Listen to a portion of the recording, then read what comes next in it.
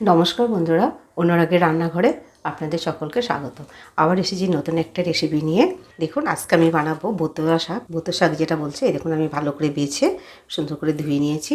এখন বোতোটাকে আমি কাটবো। দেখুন কত সুন্দর লাগবে। বোতয়া শাক খুব ভালো, খুব নরম শাক। বন্ধুরা দেখুন আমি এখন বোতয়া শাকটাকে কাটি। বন্ধুরা দেখুন আমি বোতয়া শাকটাকে এইরকম করে ছোটো ছোটো করে কেটে নিয়েছি। আচ্ছা, বোতয়া শাকটা বানানোর জন্য লাগছে, এখানে আমি সরষের তেল নিয়েছি, সামান্য একটু হলুদ দেবো বলে সামান্যই দেবো, হলুদ গুঁড়ো নিয়েছি, লবণ, এখানে চারটে পাঁচটা রসুন থেতো করে নিয়েছি, দুটো কাঁচা লঙ্কা আর একটা শুকনো লঙ্কা। বন্ধুরা চলুন তাহলে আমি বোতো শাকটাকে কী করে ভাজবো দেখবেন। এই বোতো শাকটাকে আপনারা ভাজা করেও খেতে পারবেন, এবং এর মধ্যে আলু, বেগুন, বড়ি দিয়েও খুব সুন্দর লাগে খেতে। ওটাও খুব ভালো লাগে। বন্ধুরা চলুন তাহলে আমি বোতো শাকটা ভাজবো, আপনারা দেখবেন। এই বোতো শাকটা এত নরম আর এত ভালো, এটা নাকি খাওয়া খুব ভালো বাচ্চাদের পক্ষে, বা যারা পড়াশোনা করে তাদের নাকি খুব ভালো বুদ্ধি আসে। এই বোতো শাকটা খালি এই শীতের সময়তেই পাওয়া যায় বেশি। এখন তো এই দেখুন ফল দানা দানা হয়ে যাচ্ছে। এর আগে আরও কচি কচি ছিল, কিন্তু এখন একটু বুড়ো হয়ে যাবে গাছগুলো। বোতো শাকটাকে এরকম করে ভাজলে দেখবেন এই বোতো শাকটা দিয়েই ভাত খাওয়া হয়ে যাবে, এত সুন্দর লাগে। আর নরম শাক তো খুব ভালো লাগে খেতে। বন্ধুরা কড়াইটা গরম হয়ে গেছে, আমি সরষের তেল দিলাম।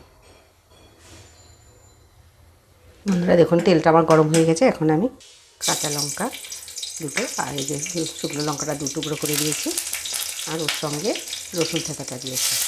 শাকে রসুনটা খুব সুন্দর মানায়, এই জন্য রসুনটা দিলে খুব সুন্দর টেস্টও হয়, সেন্টও হয়। রসুনটা আর কাঁচা লঙ্কাগুলোকে আমি একটু ভালো করে ভেজে নেব। দেখুন বন্ধুরা আমার রসুনটা আর লঙ্কা খুব সুন্দর করে ভালো করে ভাজা হয়ে গেছে। এখন আমি এখানে একটু হলুদটা দিয়ে দেবো, তেলের মধ্যে দিয়ে দেবো, তার হলুদটা ভাজা হয়ে এরকম একটু দিয়ে দিলাম। এখন আমি শাকটা দিয়ে দেবো।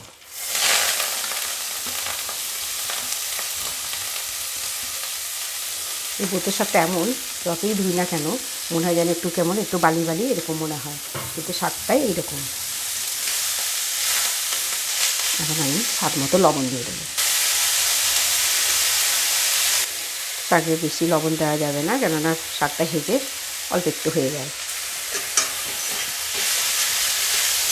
শাকটাকে এখন গ্যাসের আঁচটাকে একটু কমিয়ে দিয়ে এরকম নাড়াচাড়া করে বা একটু ঢেকে ঢেকে দিয়ে ভাজলে সুন্দর এর গায়ে যে জলটা থাকে সেই জলটা সুন্দর বেরিয়ে যায়। এই দেখুন জলটা বেরোতে শুরু করেছে। এই দেখুন বন্ধুরা কেমন জল বেরোচ্ছে, দেখেছেন? এই দেখুন দেখেছেন, মোটা শাক তো সুন্দর। এই দেখুন এই দেখুন জল বেরোচ্ছে, দেখেছেন কত জল বেরিয়ে গেলো। তাহলে এই জলেই শাকটা সেদ্ধ হয়ে যায়। এই দেখুন জলটা তো আমি ফেলবো না। দেখুন কত জল বেরিয়েছে, এই দেখুন দেখেছেন বন্ধুরা কত জল বেরিয়েছে। এই জলটার মধ্যে ঢেকে দেবো সুন্দর, এই শাকের জলেই শাকটা সুন্দর সিদ্ধ হয়ে ভাজা ভাজা হয়ে যাবে। এই শাকটাকে আমি এখন ঢেকে দেবো, এই 2 মিনিট মতো ঢেকে দেবো। এরকম বন্ধুরা কত সুন্দর জল বেরিয়ে কত অল্পই হয়ে গেল। এরকম বন্ধুরা বললাম না, শাকের জলেই সুন্দর সিদ্ধ হয়ে গেছে। এই দেখুন কত সুন্দর সিদ্ধ হয়ে গেছে, জলটাও শুকিয়ে গেছে, শাকের গায়ের জলটা দেখুন ঝরঝরে হয়ে গেছে, সুন্দর ভাজা ভাজা হয়ে যাবে। এখন একটু নাড়াচাড়া করতে হবে। এরকম বন্ধুরা আমার শাক ভাজা হয়ে গেল। এই দেখুন কত সুন্দর শাকটা ভাজা ভাজা হয়ে গেছে। এবার আমরা শাকটা নামিয়ে নেব। বন্ধুরা দেখুন আমাদের বোতো শাক ভাজা কত সুন্দর হয়েছে, আর কত সুন্দর দেখতে ভালো লাগছে। ঠিক আপনি যেভাবে বানালাম ওইরকম করে আপনারা বানিয়ে খেয়ে দেখবেন, আপনার অন্য কোনো তরকারি লাগবে না, একদম মনে হবে আমি এই বোতো শাক দিয়ে ভাতটা খাওয়া হয়ে যাবে। বন্ধুরা ভিডিওটি ভালো লাগলে লাইক করবেন, শেয়ার করবেন। আবার আসবো নতুন একটি রেসিপি নিয়ে।